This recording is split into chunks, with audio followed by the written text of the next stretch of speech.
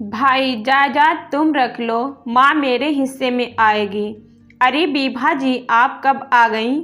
खुशी से बोलते हुए उनके पैर छूने लगा। उनका सामान उठाकर अंदर ले गया। बीभा ने मुंह बनाया, अभी तक कमल में अक्ल नहीं आई या नहीं शादी का घर है, जरा ढंग से कपड़े पहन लेता, गवार का गवार ही रहेगा। पढ़ लिख लेता तो थोड़ी अक्ल आ जाती।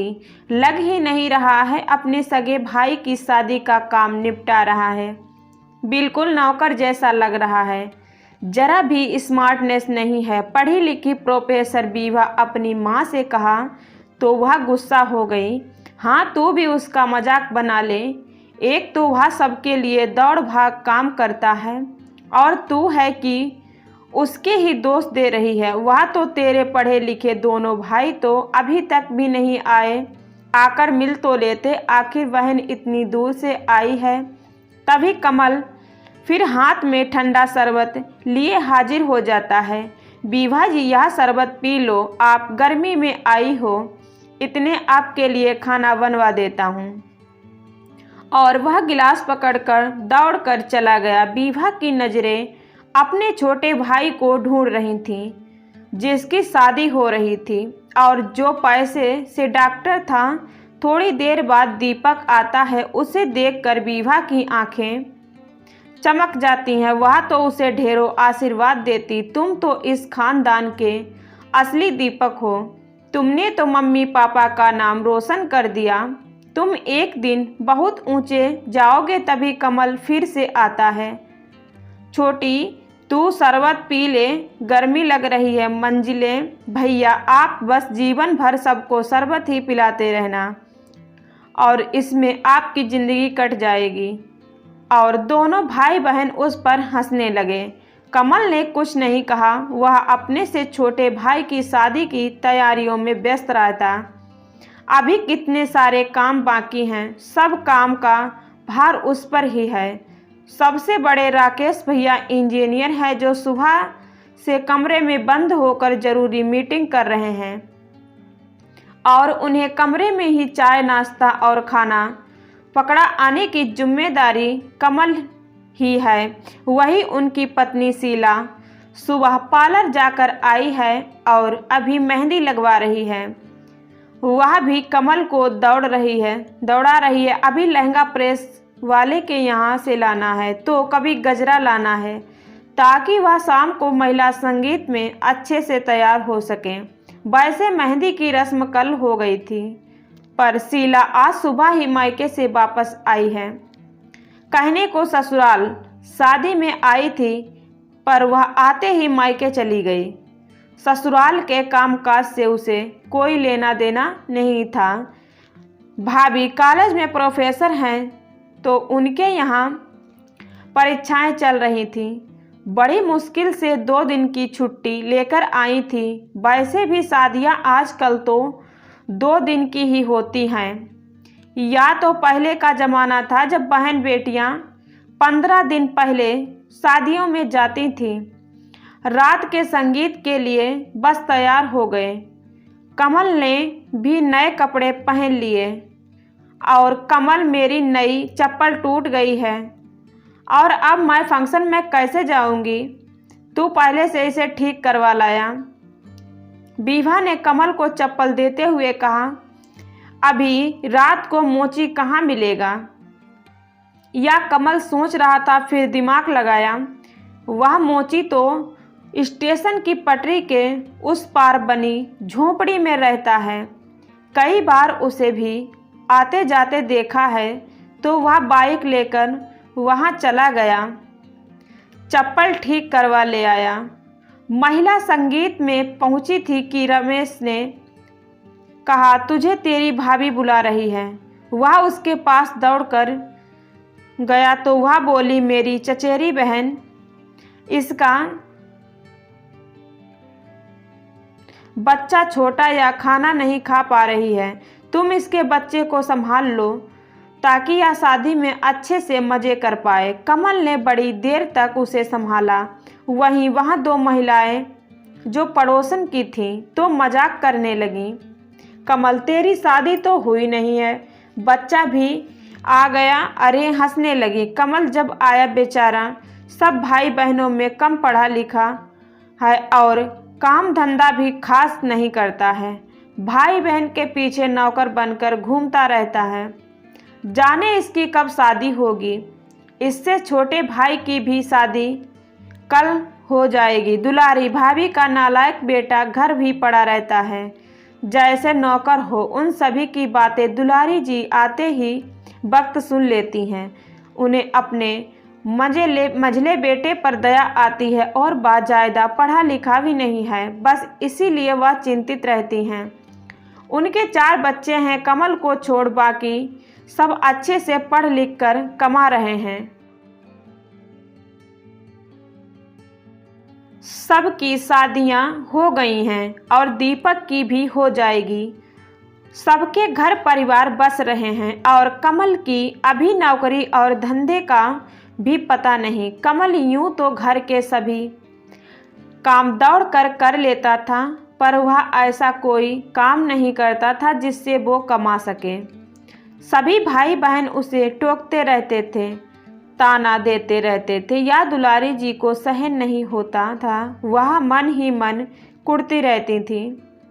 सोचती थी इसका ब्याह करवा दें, पर इस बेकार और रोजगार को कौन अपनी बेटी देगा। दुलारी जी के पति भी यही कहते कहते इस दुनिया से चले गए थे, पर कमल कभी भी किसी काम धंधे में लग नहीं पाया और अब वह और दुलारी जी घर में रहते हैं और वह पति की पेंशन से अपना और कमल का पेट पालती हैं। अब सब भाई बहन को कमल अखराने लगा था। वह उसे ताना देते रहते थे कि कब तक बैठकर खाएगा, कब कमाएगा और जीवन में कुछ करेगा। सब अपने जीवन में बस गए थे। दीपक भी शादी करके अपनी पत्नी संग शहर चला गया और गांव के उस बड़े से घर में कोई आना नहीं चाहता था। राकेश और बीभा की भी अपनी ही दुनिया थी। बीभा जी इस बार राखी पर गांव आइए, बड़े महीनों से आपसे मिलने का मन कर रहा है, पर बीभा नहीं जाती है क्योंकि उसे पता था मंझला भाई कुछ कमाता तो है नहीं, तो राखी पर ज़्यादा कुछ नहीं दे पाएगा और वह दोनों भाइयों के पास चली जाती है जो वहीं शहर में रहते हैं। वह अचानक से जाती है पर देखती है दोनों के घरों में ताला लगा हुआ है। फोन करने पर मालूम हुआ कि दोनों भाई परिवार सहित घूमने गए थे। लंबी छुट्टी पड़ रही थी तो उन्होंने प्रोग्राम बना लिया। वह जिन भाइयों पर जान देती थी उनकी पढ़ाई का विवाह को भी घमंड था। वह भी भाई राखी को भूल गए और कमल ने 4 दिन पहले फोन कर दिया। विभा वहां तुरंत बस पकड़कर गांव चली गई। आज से उसे कमल गवारू नहीं लग रहा था क्योंकि वह उसके आगे पीछे हो रहा था। उसने विभा से राखी बंधवाई और उसे एक कुर्ती दी जिसे देखकर उसे आश्चर्य हुआ। जीजी आप ऐसे ही कपड़े पहनती हो? उसके लिए शहर गया था तब लाया था। कुर्ती साधारण थी पर आज विभा को भी बहुत कीमती लग रही थी। आज कमल का प्यार और मासूमियत उसे गवारू नहीं लग रही थी। आज उसकी बातों और हंसी में उसे अपनेपन का एहसास हो रहा था। दुलारी जी भी अपने बेटे के प्रति बेटे का व्यवहार देखकर बहुत खुश हो रही थी और उन्होंने उनके लिए लड़की तलाशने को कहा। तभी खबर आई कि गांव में पंडित जी की अचानक मृत्यु हो गई है, तो उनकी बेटी लक्ष्मी अकेली रह गई है। दुलारी जी वहां गई। सारे क्रियाक्रम होने के बाद उन्होंने लक्ष्मी को अपने कमल के लिए पत्नी चुन लिया। दोनों बेटे को खबर पहुंचा दी पर वह नहीं आए। फिर मंदिर में ही उनके फेरे करवा दिए। विभा खुश हो रही थी, आखिर उसके भाई का भी घर बस गया है। 2-4 दिन बाद लक्ष्मी ने कमल से कहा, हमारी शादी अचानक से हो गई थी तो मैं आपके परिवार में ज़्यादा जान नहीं पाई। आप काम क्या करते हैं? यह सुनकर कमल सकपका गया और बोल नहीं पाया। तभी दुलारी जी ने सारी बातें बताईं तो लक्ष्मी को अपने पति के गुणों को सुनकर अच्छा लगा, पर उसने यह भी समझाया कि पति चाहे कितना भी कमा कर लाए, पत्नी को उसमें खुशी होती है। ससुराल वालों की कमाई के पकवानों से पत्नी को पति की कमाई से बनाई गई 2 रोटी भी अच्छी लगती है। उन्होंने खाकर वह गर्व महसूस करती हैं। अपनी पत्नी की बातें सुनकर कमल को महसूस हुआ कि उसे भी अब कमाना चाहिए। उसने जगह जगह काम मांगना शुरू किया, पर कहीं भी उसे काम नहीं मिला। फिर भी पत्नी ने सलाह दी और कुछ जेवर और पैसे उसको मिले थे और उसका घर जहां वह अपने पिताजी के साथ रहती थी वह भी खाली पड़ा था, जो आगे पीछे उसका ही था। उसने वहां एक राशन की दुकान खोल ली। अब राशन की दुकान चलने लगी और लक्ष्मी भी कमल के साथ ही वहां काम करने लगी। अब अच्छी कमाई होने लगी। दोनों भाइयों ने सुना तो वह भी गांव आ गए और साथ में बीभा भी आ गई। भाई की इतनी खुशहाली देखकर उन्होंने भी अचरज हुआ। लक्ष्मी फिर नाम की ही नहीं, लक्ष्मी नहीं तो उसके आने से घर में सुख समृद्धि भी आ गई। उसने दोनों भाइयों के परिवार और बीभा का अच्छे से स्वागत किया और खाना बनाया। दुलारी जी अपनी बहू के गुणगान करते नहीं थक रही थी। दोनों भाई किसी और काम से भी आए थे।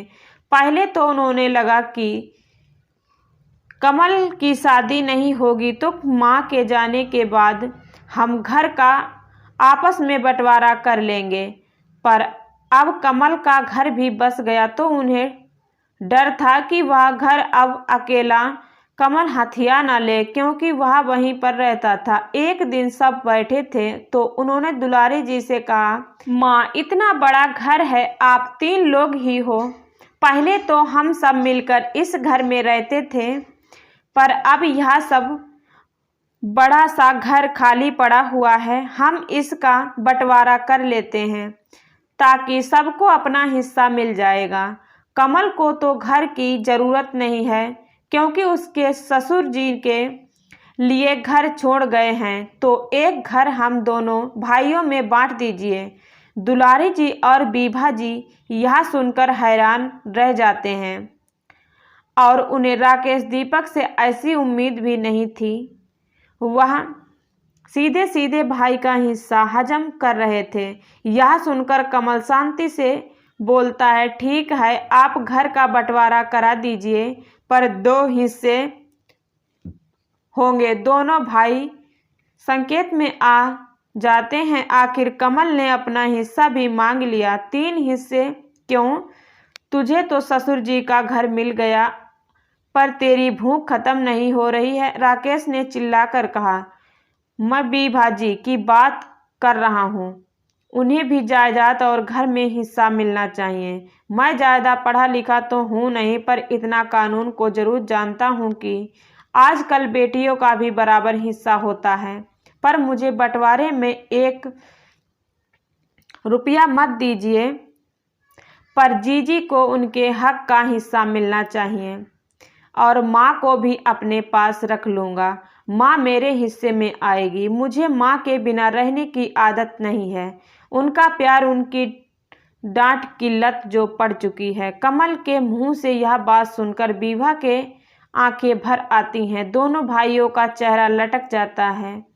उनके पास एक शब्द कहने को नहीं होता है, तो वह जिस भाई का हक छीन रहे थे, वह भाई तो खुद अपना हक बहन को देने को तैयार है। राकेश उनके रूंधे गले से बोला, कमल तू तो मुझसे भी बड़ा ज्ञानी निकला। मुझे अपनी पढ़ाई लिखाई पर घमंड था, पर मुझे लालच आ गया था।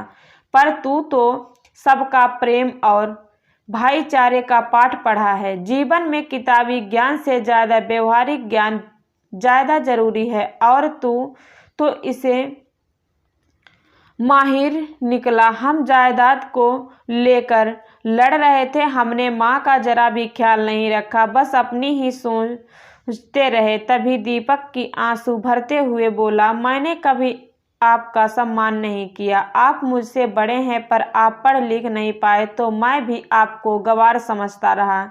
डॉक्टर हूँ, इतना कमाता हूँ, फिर भी लालच आ गया। आपका हक भी मारने चला था। मुझे भी माफ़ कर दीजिए। आपके पास तो कुछ भी है नहीं और एक घर भी हम आपसे छीनने चले थे। दोनों भाई कमल के गले लग गए, रोने लग गए। विभा के भी आंसू बहते जा रहे थे। भाई मुझे भी माफ़ कर दे। मैंने हमेशा तीनों भाइयों के बीच मतभेद किया। मैंने इनकी पढ़ाई और पैसे की कदर की, पर तेरे प्यार और अपनेपन की हमेशा हंसी उड़ाई। पर तू तो सबसे ज़्यादा पढ़ा लिखा है। तू तो सबका दिल पढ़ लेता है, भावनाएं पढ़ लेता है, माँ की ममता को पढ़ लेता है। तुझ में जो पिताजी के सारे गुण हैं, आज तूने अपनेपन से पूरे परिवार को एक कर दिया। इस घर में तो तू ही रहेगा।